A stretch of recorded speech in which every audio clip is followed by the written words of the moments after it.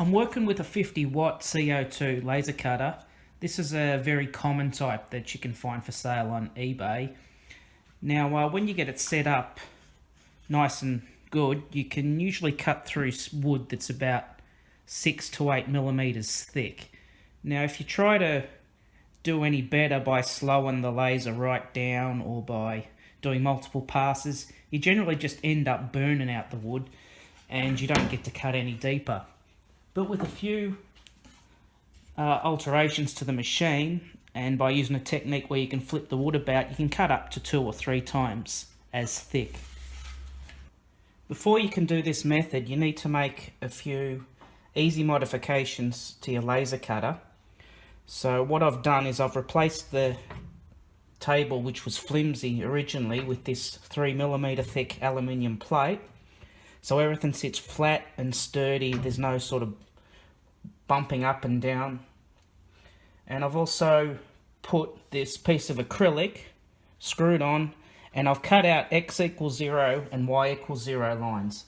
So that way I can place stuff in, push it right up against the corner, and I know in my absolute machine coordinates exactly where I'm going to do stuff. So that'll allow me to move pieces around and know where I'm putting it. Now for this technique, I've also made this guide, which is 10mm gap there, and this inside gap is an additional 200mm. It doesn't matter what it is as long as you know what it is and it's bigger than the piece that you're using.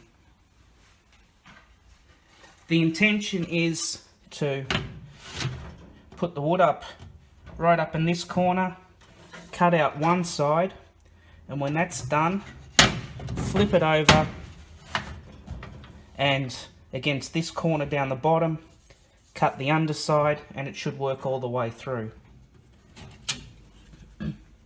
Now the reason I don't just put it up against the corner, turn it around and push it up against the corner there, is because I'm not 100% sure how accurate the width of this wood is and whether it's square or not. But this has been cut by the laser cutter, so this is going to ensure that it is square to whatever the machine's coordinates believe it is. I'm using Inkscape, but you can use any vector editing software. And I've made up an outline of the board in red, and in black I've got everywhere where I want to cut. So there's a few shapes on this board I want to cut out, and I need to save that as a DXF file. Then using RDWorks, which is a software that comes with these Chinese laser cutters, I want to find my